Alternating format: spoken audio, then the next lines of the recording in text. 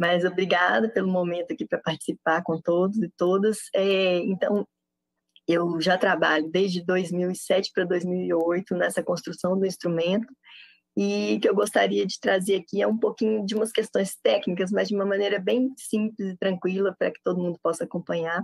Eu estava fazendo minha autodescrição, então eu sou uma mulher de pele clara, cabelos castanhos longos e lisos, que hoje estão presos num coque, né? Eu falo de Belo Horizonte, está bastante calor aqui. Visto uma blusa de alcinha vermelha com flores branquinhas, e aqui atrás de mim uma parede branca e um quadro abstrato, assim, com umas linhas pretas e um quadrado vermelho. Bom, então o que acontece? Na construção desse instrumento, como a doutora Isabel já colocou muito bem, foi todo esse processo de avaliar conforme a CIF, né, a classificação de funcionalidade. E para chegar nesse ponto de construção do instrumento nosso, o IFBR, a gente partiu de estudos dos instrumentos dos outros locais, de todo mundo, para a gente tentar achar a melhor forma que realmente se encaixasse com esse conceito, né, com essa definição que veio lá na Convenção da ONU, sem o intuito de ser definição, mas que acaba sendo o parâmetro que a gente utiliza, né? E aí, para termos de comparação dos instrumentos, nós estudamos também os daqui. Como o Ederson já colocou, o BPC foi um instrumento pioneiro, porque foi dos primeiros no mundo a utilizar a funcionalidade, esses aspectos todos. Porém, o instrumento do BPC ele tem algumas características bem próprias que eu acho que são importantes da gente conhecer, até para a gente fazer a comparação com a proposta que se tinha atualmente e com a proposta que veio, né, vencedora aí nessa votação do GTI, como a Ana Cláudia já colocou, com esses vieses aí. Mas o que acontece com o instrumento do BPC? Utilizando a funcionalidade, ele faz isso em bloquinhos. Então, ele tem uma parte de questões que avaliam as atividades de participação, né, as coisas que a gente faz no dia a dia. Ele tem um bloquinho que avalia as barreiras, que são os fatores ambientais, inclusive as questões de barreiras atitudinais. E ele tem um outro bloco de funções e estrutura do corpo. Por que é importante entender esses blocos? Porque, na verdade, o resultado final do instrumento de avaliação do BPC, ele é baseado na pontuação que a pessoa tem em cada um desses conjuntos aí de questões, né? Uma parte dessas questões é feita pelo assistente social, como o Ederson explicou aí, que ele trabalha com isso, e outra parte pelo perito médico federal. O Ministério da Mulher, da Família e Direitos Humanos solicitou uma pesquisa ENAP com uma técnica que se chama EVEX, que são estudos mais rápidos, porque eles são baseados em bancos de dados já existentes, né? Eles tratam os números ali e fazem avaliações muito interessantes. E um desses estudos solicitados foi justamente para ver o peso que tinha nas questões chamadas médicas, né, que o perito avaliava, e o peso das demais questões ali de atividades de participação e das barreiras. Então, nos cálculos matemáticos, numa amostra de mais de 1.300.000 avaliações, o que se percebeu? Que o peso do que o perito médico avalia é praticamente 3 vezes maior do que os demais.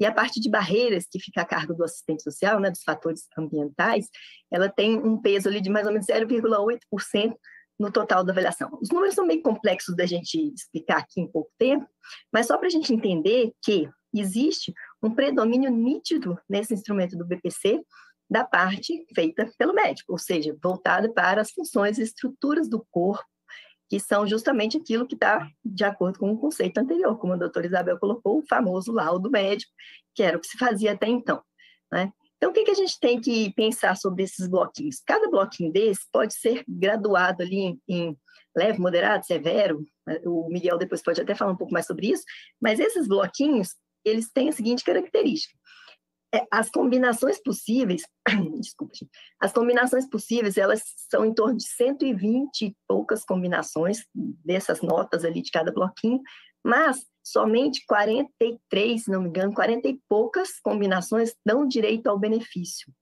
Então, ele é um instrumento que restringe, né? Não é qualquer deficiência de qualquer grau que tem direito a acessar esse benefício, apesar da legislação garantir que o benefício seja para a pessoa com deficiência, ponto final. Não se fala em leve, moderado e grave.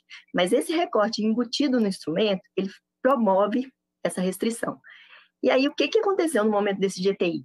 Quando se foi aplicar essa nossa versão atual, já validada pela UNB, como bem foi colocado aqui, com mais de 8.000 pessoas avaliadas, com 2 avaliadores cada, então a gente tem mais de 17.000 avaliações, com a distribuição entre os diversos tipos de impedimentos, entre as diversas faixas etárias, em várias regiões do Brasil. Então, foi toda uma validação científica nesse processo. E na validação de acurácia, que é aquela capacidade do instrumento dizer se a pessoa é pessoa com deficiência e qual o grau, isso foi aprovado junto à Universidade de Brasília, com todos os dados matemáticos. Só que esse instrumento, ele faz esse recorte leve, moderado e grave de uma maneira explícita, né, pela pontuação, conforme ele foi estruturado ali. E o do BPC não faz isso explicitamente. E aí, na hora que o governo, uma parte, né, percebeu isso, o que foi detectado? Que o IFBRM deixaria explícito ali as questões das pessoas com deficiência leve e, pela legislação, elas teriam acesso ao BPC, o que aumentaria muito o custo, né? E, a partir disso, foi promovido o estudo da Universidade de Marília, que a Ana já colocou muito bem, da questionabilidade, né, do que está ali no próprio documento do Comitê de Ética. Porém, a gente tem problemas técnicos internos nesse instrumento também, porque o instrumento tomou por base que o do BPC, esse estudo, né, da Universidade de Brasília, tomou por base que o instrumento do BPC seria o bom, né, que a gente chama de padrão ouro, e que seria tudo adequado, e a gente sabe que não é, né? Além desses bloquinhos de caixinhas, ele tem várias questões ali. Por quê? Ele tem também, na avaliação para dar a pontuação ali para a pessoa avaliada, ele usa uns requisitos ali de percentuais, né?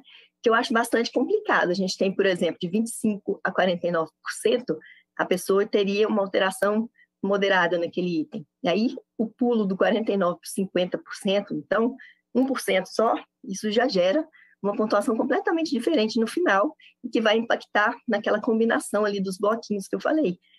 Então, assim, é um sistema de avaliação muito subjetivo, que, claro, como qualquer outro instrumento, tem problemas, né? Isso é o normal, a gente sempre tem que testar o instrumento, aplicar e fazer os ajustes necessários.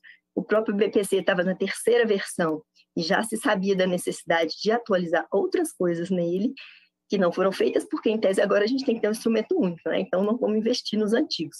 Assim como o IFBRA, que foi uma das versões do IFBR, e foram detectados problemas nela, e ela precisaria de correção, que ainda não foram feitas, aguardando a entrada do IFBRM, que é bem mais apurado, né, no sentido de atender à Convenção da ONU. Então, o que acontece? A comparação desses instrumentos pela Universidade de Marília seria bem problemática nesse sentido. Não se tinha o que a gente chama de padrão ouro, porque a gente não pode comparar um instrumento com o outro, já tomando por base que um deles é adequado, e aí o outro ficaria inadequado, né? A Ana Cláudia mostrou o texto da Comissão de Ética, que tem muito claro esse viés aí de comparação, né? Então, é um problema. E outra questão é que as pessoas que defendem, né, modificações no IFBRM com a ideia de agregar partes do BPC nele, elas já vão reforçar essa questão da prioridade médica de avaliação, né? E o Ederson colocou como que isso vai passar por uma avaliação somente do perito e depois nem chegar nas demais avaliações, como estava proposto no documento 8, que desapareceu lá do site, né? Mas a gente já teve essa informação. Então, o que acontece? No momento em que se vai buscar uma validação de instrumento e tudo mais, a UNB fez esse processo pensando o quê? Na preservação dos direitos e não na exclusão. E se a gente sabe que o BPC é um instrumento que trabalha com mais restrição, justamente pelo peso financeiro, né, que importa bastante para algumas partes do governo, a ideia a gente já tem gargalos muito grandes para o atendimento ao BPC. As pessoas esperam na fila, às vezes, 6 meses ou mais, e quando se passa pela avaliação, às vezes cai nessa precariedade da avaliação social remota, como o Ederson colocou aí, que é um absurdo, que é impossível de se fazer, né? Mas, além de tudo, vocês imaginem se a gente tiver a necessidade de passar por essa avaliação para todas as políticas, como a doutora Isabel colocou, é o acesso à universidade, é o acesso ao passe livre, e esse gargalo vai ser infinitamente maior, né? Porque a gente não tem números de pessoas suficientes para fazer essa avaliação somente no INSS. Na base da construção dos instrumentos, a ideia é que a gente pudesse ter um instrumento que fosse útil, inclusive, para ver, por exemplo, resultados de saúde. Se a pessoa passa por uns procedimentos, ela tem uma prótese, né, ela consegue fazer uma reabilitação ou coisa parecida, esse instrumento poderia ser aplicado antes e futuramente novamente. Então, é um instrumento que ele é técnico, ele serve para acompanhamento de resultado de política, para uma série de coisas. Então, uma parte dos técnicos, né, que estavam junto do Ministério da Mulher e da Família, e eu sou uma deles, né, a gente estava tentando construir o quê? Uma qualificação maior da informação para agregar no IFBRM. Mas a gente não pode colocar partes acessórias no IFBRM, porque ele já é um instrumento completo. O argumento da parte governamental que não queria esse instrumento dizia o seguinte, que ele não era capaz de atender aqueles 4 itens que vem lá na LBI, né? Que é avaliar impedimento e estrutura, os fatores ambientais, psicológicos e pessoais, e também a questão de atividade e participação, né?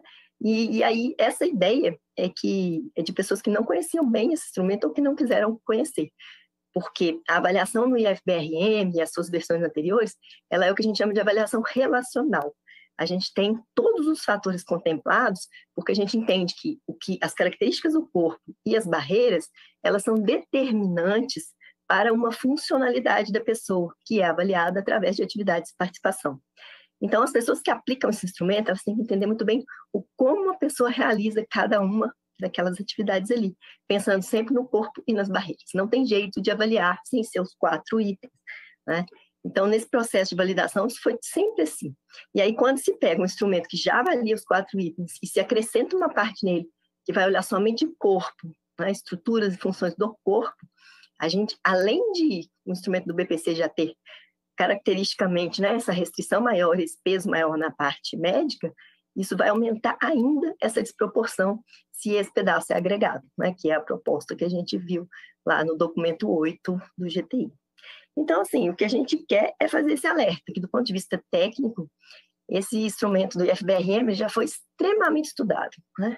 Foi dos mais estudados, já tem anos que se trabalha nisso, com equipes diversificadas, com as pessoas com deficiência participando, e agora vem essa proposta do documento 8, sem nenhuma validação, sem nenhum teste, né?